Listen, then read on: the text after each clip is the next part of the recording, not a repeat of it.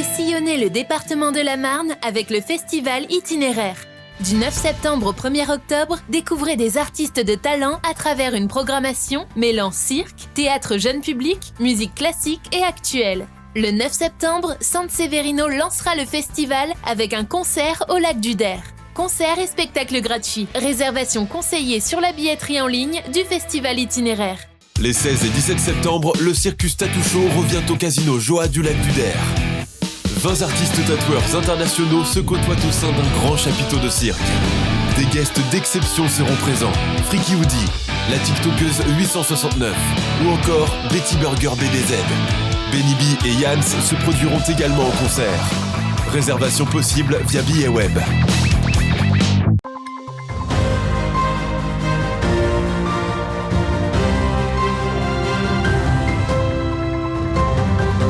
Bonsoir à tous, dans l'actualité de ce mardi. La ville de Saint-Dizier a annoncé le programme d'Associativa le samedi 9 septembre, un rendez-vous pour la rentrée des associations mais aussi l'occasion pour les familles de découvrir la diversité culturelle et associative de la ville.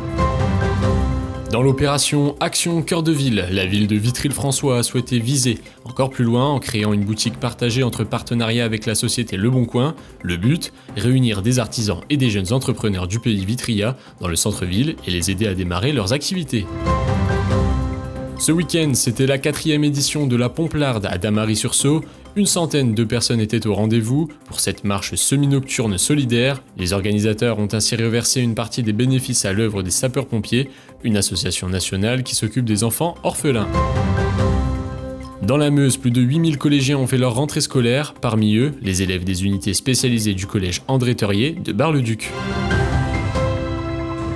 Hier, la ville de Saint-Dizier a annoncé le programme d'Associativa prévu le samedi 9 septembre, un grand forum avec 66 clubs présents et des animations sportives prévues toute la journée, un rendez-vous pour la rentrée des associations, mais aussi l'occasion pour les familles de découvrir la diversité culturelle et associative de la ville.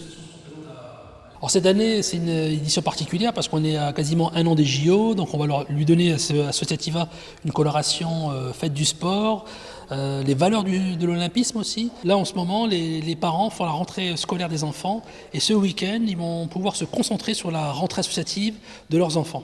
Donc c'est de leur dire voilà le panel d'activités proposées et la chance qu'on a à Saint-Dizier c'est d'expérimenter, de tester. Et je remercie les associations qui nous proposent ces ateliers de ludiques, éducatifs pour découvrir leurs pratiques. Donc ils vont tester en réalité et puis voir s'ils signent ou pas avec l'association. C'est au 55 rue Aristide Briand à Vitry-le-François que les regards se portent ce mardi 5 septembre avec la découverte de cette boutique partagée, une première en France. Elle va accueillir 5 artisans ou entrepreneurs du pays vitriois comme ses designers céramistes. Anaëlle s'est lancée dans ce métier de passion et de création en octobre dernier. Elle est maintenant une habituée des marchés de producteurs et souhaite avoir une autre visibilité. De tenir une boutique, en fait ça me prend beaucoup de temps, ça prend beaucoup d'énergie et de temps, donc j'aurai plus beaucoup de temps pour produire à côté. Alors que là au moins on va pouvoir faire sous forme de permanence, qui permettrait que je ne sois pas là tout le temps la semaine et d'avoir vraiment mes temps d'atelier, mes temps de boutique. Et en plus ça permet de diviser le loyer, donc ce qui n'est pas négligeable. Sachant que je démarre, donc je n'ai pas non plus une vente régulière, c'est-à-dire que il y a des mois où j'ai beaucoup de marchés, il y a des mois où je me déplace un peu moins et j'ai beaucoup plus de temps d'atelier. Donc là, ça me permettrait d'avoir plus de visibilité, donc d'avoir, on va dire, des ventes plus régulières, d'avoir un pied-à-terre en plein centre-ville. Après avoir été retenu dans le programme Mon Centre-Ville a un incroyable commerce, lancé en 2019 par les sociétés Auxila, Visionary et Le Bon Coin, la ville de Vitry-le-François a eu l'idée de créer cette boutique partagée et de rassembler des commerçants vitriois dans cette petite galerie de centre-ville. Le passage de l'idée à la réalisation est toujours compliqué. Parce que ça coûte cher, parce qu'il y a les formalités, bon. Et là, on crée un lieu dédié justement à la création d'entreprise et au fait qu'on puisse tester son modèle économique avec le marché. Donc se confronter à la réalité pour l'ajuster et puis après se lancer réellement en ayant testé son modèle pour diminuer le risque d'échec. Patience, il faudra encore attendre quelques semaines avant de découvrir les artisans de cette boutique. Son ouverture est prévue pour début novembre. C'est une façon de redécouvrir le territoire. Dans la forêt de Damary-sur-Saulx, les sapeurs-pompiers du secteur ont imaginé 2 parcours de marche, un de 7 km et un autre de 9 km à travers les allées verdoyantes. Le but, c'est vraiment la promenade. On fait découvrir la forêt environnante. On passe aussi par l'allée Jean Salin, qui est une allée remarquable, où il y a un cerf sculpté en bois. Depuis 18h30, une centaine de courageux se pressent à travers les bois. Pour cette nouvelle édition, le parcours est inédit. Le tracé a été revu pour permettre aux participants de découvrir toute la richesse naturelle des environs. Comme chaque année, la Pomplarde a réuni sportifs et amateurs. C'est sympa que le village organise des événements comme ça et puis donc y participer c'est normal. On aime la marche et c'est une occasion comme on connaît pas, on va découvrir. Après l'effort, le réconfort, arrivé à mi-parcours, les promeneurs peuvent se reposer et se rafraîchir un peu avant de repartir pour la fin de leur promenade. Qu'est-ce qu'on vous sert? Que de l'eau? Pas de sirop? La particularité de cette marche locale, c'est sa dimension solidaire. À la fin de la soirée, une partie des bénéfices ont été reversés à l'Association nationale des sapeurs-pompiers qui a pour vocation de s'occuper des enfants orphelins de familles de soldats du feu. Plus de 8000 collégiens meusiens ont fait leur rentrée dans les 27 établissements du département. Parmi eux, les élèves de l'unité localisée pour l'inclusion scolaire, ULIS, et ceux de l'UEE, l'unité d'enseignement externalisé du collège André Theuriet de Bar-le-Duc.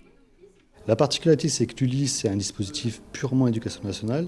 L'UEE, c'est un dispositif qui est rattaché à un institut médico-éducatif. Et donc, l'idée, c'est de pouvoir permettre à ces élèves d'être inclus au même titre que les autres élèves.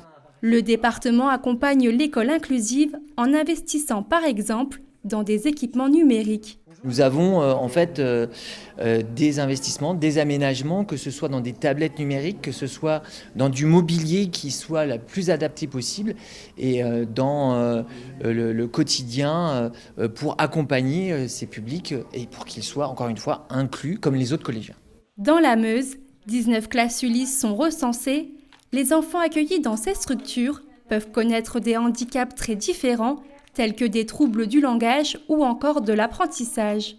Le parcours scolaire de l'élève, en termes d'inclusion scolaire, il est vraiment vu comme une continuité.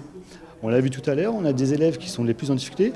Or, à la fin, il y en a qui peuvent passer le brevet des collèges général et qui vont s'orienter dans les filières classiques. Puis il y en a d'autres qui seront plus en difficulté, qui iront vers une ULIS Pro, voilà, des dispositifs encore particuliers pour eux. Tout est donc mis en œuvre pour permettre un épanouissement scolaire à chaque élève. Passez une bonne soirée sur Puissance Télévisions, l'information continue, restez avec nous. Retrouvez-nous sur le canal 373 de la TV d'Orange et sur le canal 953 des offres Freebox.